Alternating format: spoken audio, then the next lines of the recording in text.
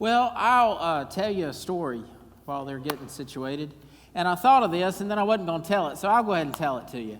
I remember at annual conference one year, and Bob, some of you preachers remember how Stewart Auditorium is that long, huge aisle where there's lots of people all over the place. And we were going in, and that year we were doing renewal of the baptismal service as part of opening worship. And we were doing all kinds of fun things, talking about the Holy Spirit. And so some of the creative worship people in their lives decided they were going to get this dove kite, and they were going to tie it to this pole that was about 16 foot tall, and they were going to go in as part of the procession with this dove that was swinging. And they went on, and they were walking down through the aisle. Then they got up almost to the stage, and this dove is going over. And the bishops in the back of the line, you always, by rank, clergy go last and active, and whoever's appointed. And so the bishop's in the very back, and up before him is Denny White, who was our conference secretary for many years. His father was that several years before that. And so that poor little dove kind of just kept flying at the end of the line and hit Denny White in the back of the head, upside the head. And we're like, of all the preachers in the room that we would love to see a dove attack, that was not one. Sometimes it just comes like a thud.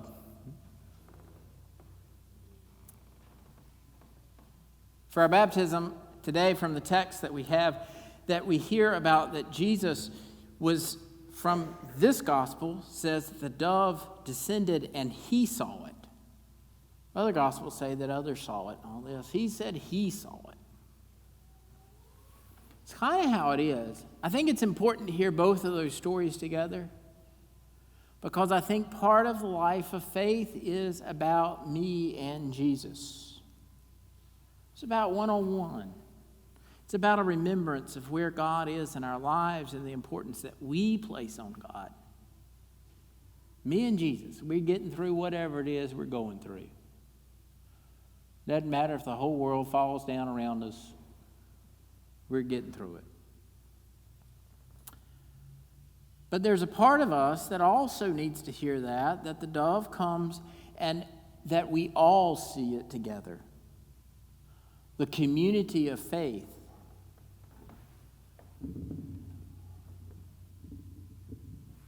I kept looking, there's enough obstacles.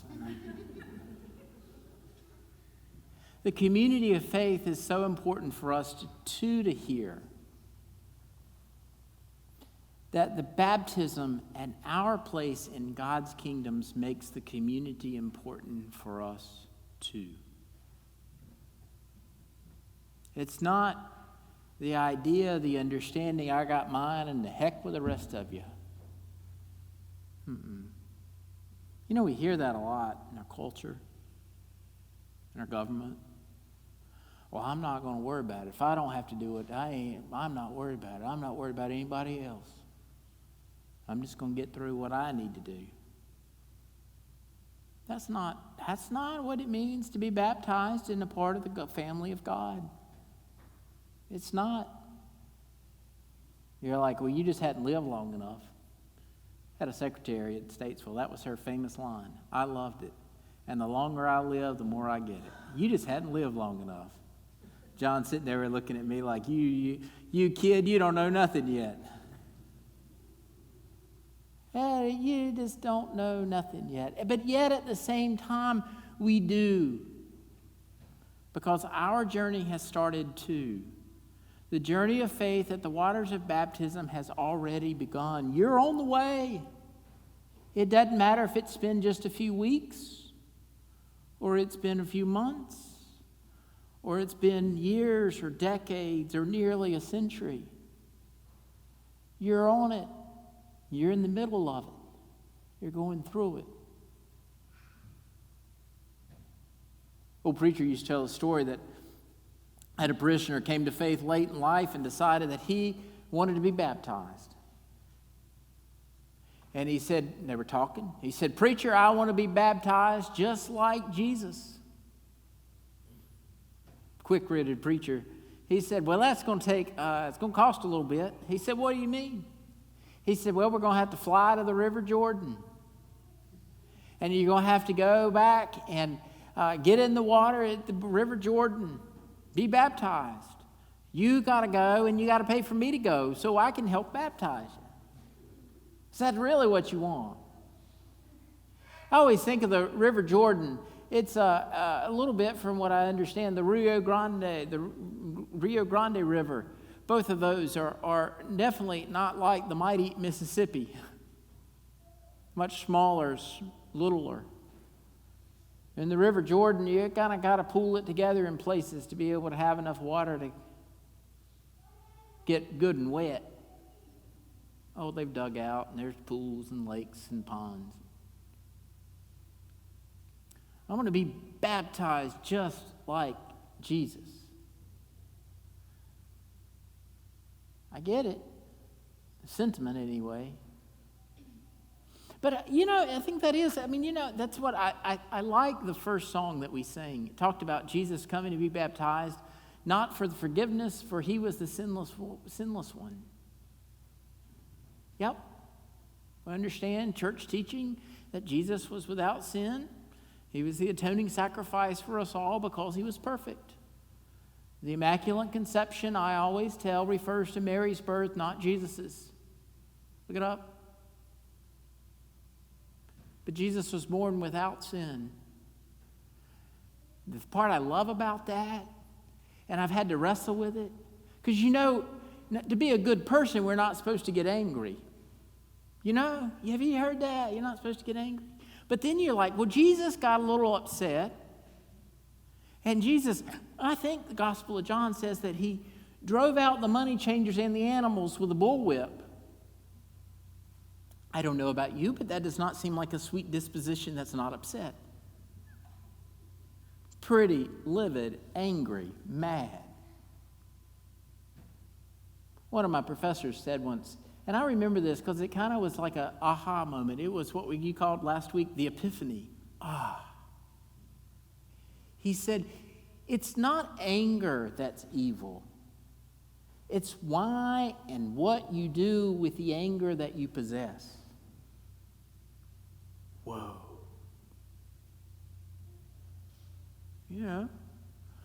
Starbucks took a little long to get my coffee ready this morning. I was like, Jason, you've got things to do. You've got stuff to set up. You've got a table to make it look like it water, which I didn't do all that. I came up with the idea, and the good people, Andrew and Connie, worked out the details. I left them. It looks beautiful. I was like, I have things to do this morning. I do not have time. I have given you ample opportunity to get my coffee made, and you're not done. And I'm like, get in the car, and I'm like, Jason, come on. You missed the opportunity. You could have sit and prayed instead of stared at your phone watching the minutes go by. Dummy. I just, I don't get it right. And yet, I get a chance to do it over again. Pulling out, Jason, you got to get yourself in check. You got to do better. We got things to do today. True, but you got to do it for the right reasons. Not just to be angry and aggravated and upset. Coffee tastes fine. I got here and forgot half of it. It's still sitting in my office. Really? That's what's going to make you mad? And yet, at the same time, what we understand from baptism is, I love the line from the baptism liturgy. One, it's offered without price. Don't worry about it. You ain't got to have anything to get the water of the baptismal font. The other part of that is that it doesn't make you perfect. Yay! I get a pass. Well, it doesn't mean that either. But the introduction says that the waters of baptism cancel the power of sin. Whoa. You're telling me that this water that comes from the city of Greensboro water processing plant through our pipes that in this neighborhood are now newer than they used to be when I came, All the utilities here are newer than it was when I came. But anyway, that's been a long years. But this water that just comes out of the spigot, once it's blessed, once it's sprinkled onto us, once it's given to us, it cancels the power of sin in our lives. Wow. That's better than that water from Fiji. Cancel the power of sin in our lives. To begin to change the way our perspective is, the way that we see, the way that we act, the way that we love, the way that we interact. You're like, preacher, it's just water. Take a shower every day. Yeah, that's not the same water. But the water of baptism cancels the power of sin in our lives, that it possesses us, that it drives us, that becomes the most important thing for us. That is canceled through God's grace, through the waters of baptism in our lives. Oh, I love the sacraments. It'd be bad to be a preacher not like them. But I do love them. It's the power, sacraments are those outward signs of an invisible grace that's working in our lives. When we break the bread together, we see the presence of Christ. We feel the presence of Christ. We're reminded of God's forgiveness in our lives. We're reminded of God's sustaining power for our lives. We're reminded that God created all things, that God is present with us in all things, that God continues to be with us throughout all of eternity, forever and ever and ever. We can get through it. Even if the heat pops and cracks and makes you think the building is falling down on our heads, it means we're just getting started. We're warm in the Spirit of God. The waters of baptism isn't something that we do. You know, there's some denominations, and it's fine for them to do it that way, but we're not them.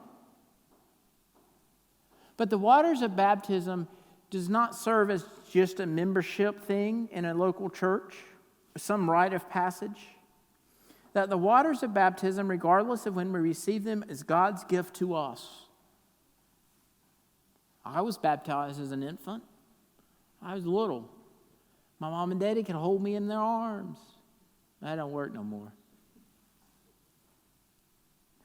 We believe that God's grace is being active through those parents, through those caregivers, through those guardians, through adopted parents, however it works. God's grace is active in their response on our behalf. Because that's how God works.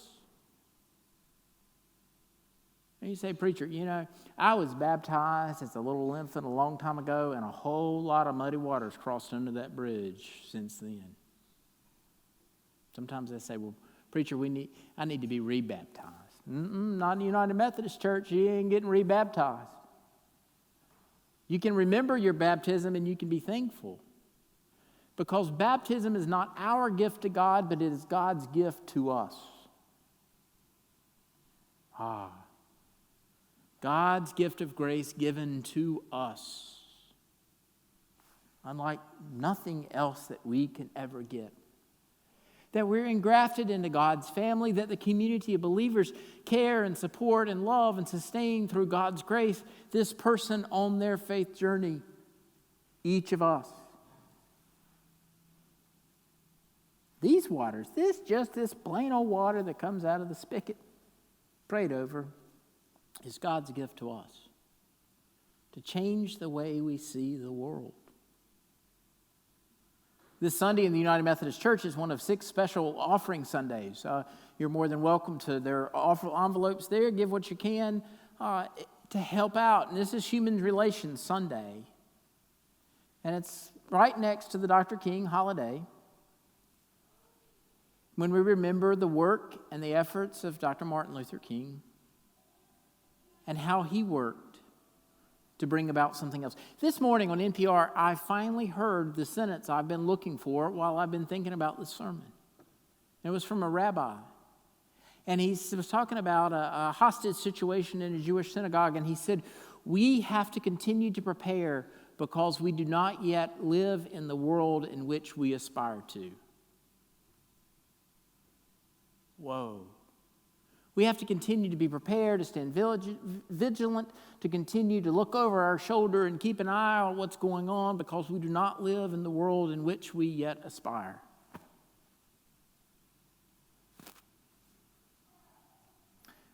Remember Dr. King and his efforts.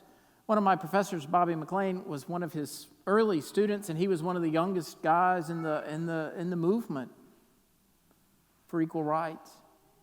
Bobby McLean said he remembers Dr. King could talk on anything for 20, 30 minutes just to without getting started. He had the gift of oratory, which we've all been inspired and moved by his sermons and his speeches. And what he was telling a lot of that time was that Dr. King would continue to work forward even though he didn't know where he was going. He didn't know what would happen all the time. And yet he continued to work for something good.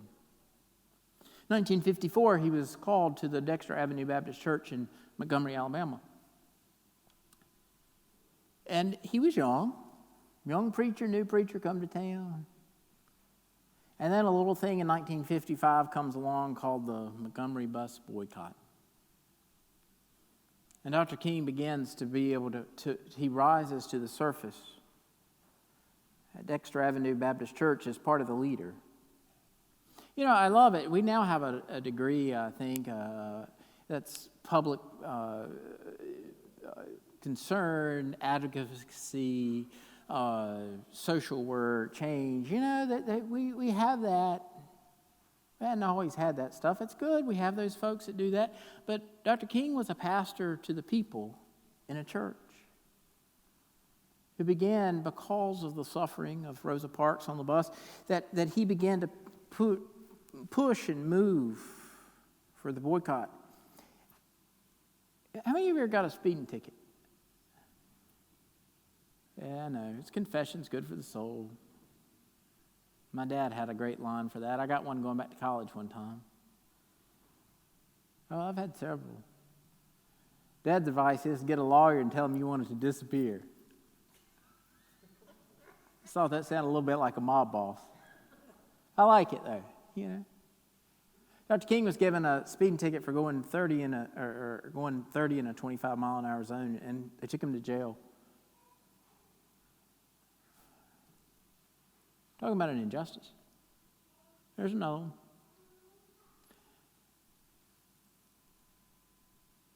Part of what was happening at the time was the anger was swelling up. Us and them. Division across our culture and society. J. Edgar Hoover, the sordid lives that we live, he called him, was upset, tried to do a blackmail campaign, and, all because he was rebelizing, trying to make the norms in societies not the norms. To be reminded of the possibility of our interconnectedness as part of God's family. When all God's children can come together. Folks that hang that and show that to the world sometimes have the worst way. The journey gets rough. One old preacher said one time at a meeting about race relations that I went to, and I remember this stuck with me a long time ago. He said he was preaching for civil rights, and the congregation got a little upset, and he called a district superintendent, and he says, "You won't believe it." He said, "I've been preaching for inclusion, and we're working together as a culture," and he said, "Some of them are upset," and he said, "It's just, I'm trying to be prophetic, that where we think Jesus is prophetic." And he said the encouragement he got from his district superintendent was that prophets often die in streets alone. Okay. Sometimes our systems that are in place continue to perpetuate the problems of our society. So we have to look at those systems sometimes, and we have to begin to kind of shake and move. And even for those of us who are quite comfortable in the system, we have to continue to nudge and change and do something different, partly because of God's presence in our lives, fully relying upon God's grace to transform us into the person that God wants us to be. Oh, these waters of baptism. Man, I wish I'd have known what that was before I got involved. It doesn't leave us like we are. It transforms us into something different. We will remember our baptism. I'm not going to put water on you because that might give you the indication that you've been rebaptized. But we will bless this water and that you're invited if you wish. And I understand there's still concerns of COVID and so forth. I'll put my mask on and be here to remind you of your baptism. But you can dip your hand in the water and put it up on your forehead. Or if you're like, I just can't do that, preacher, you can take it and put it on your hand. You know, it doesn't take but just a little bit of God's presence in your life to make a difference. Or if you just want to come through and you understand that, that's fine too. Whatever, if you want to sit where you are and remember your baptism and give thanks. That's the way we do it. We're reminded of this baptismal waters and its ability to change our lives, to help us become more of the people that God wants us to be so that we can continue to work to transform the world around us. All glory, honor, and power to the one who was, who is, and who is to come.